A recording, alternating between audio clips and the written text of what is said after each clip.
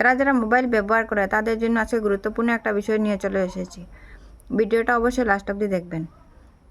যদি কারোর হাত থেকে মোবাইলটা পড়ে গিয়ে ডিসপ্লে ভেঙে যায়, অথবা মোবাইলে যে কোনো একটা পার্টস খারাপ হলো, তখন আপনারা কি করেন? অবশ্যই রিপেয়ারিং সেন্টারে নিয়ে যান, মোবাইল রিপেয়ারিং সেন্টার।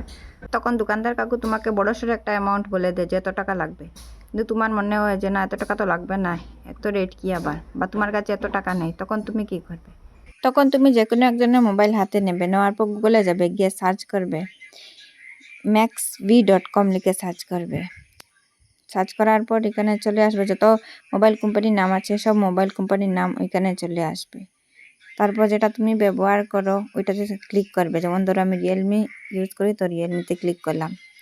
তারপর তোমার এই মডেলের নাম চলে আসবে, রিয়েলমি কী মডেল আছে ওগুলো। তুমি যে মডেল ইউজ করো সেই মডেলটা খুঁজে বের করে তুমি ওটাতে ক্লিক করবে।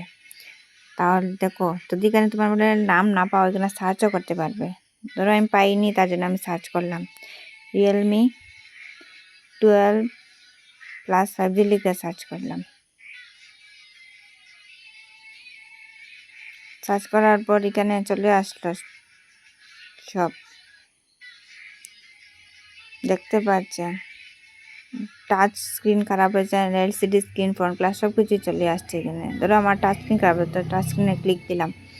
ক্লিক দেওয়ার পর এখানে দেখো সব কিছু চলে আসছে। রেট 699 দেখাচ্ছে, দেখতে পাচ্ছেন।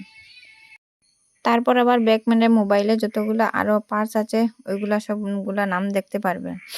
দেখো এখানে দেখাচ্ছে এলসিডি কানেক্টার, এলসিডি ফ্লেক্স কেবল, সিম ট্রে হোল্ডার। যে কোনো একটাতে ক্লিক করে রেট জানতে পারবে। আমি যেমন এটাতে ক্লিক করলাম, 299 দেখাচ্ছে। তো এইভাবে দেখে আপনারা সবগুলো রেট জানতে পারবেন। তারপর রিপেয়ারিং সেন্টারে যাবেন। ধন্যবাদ।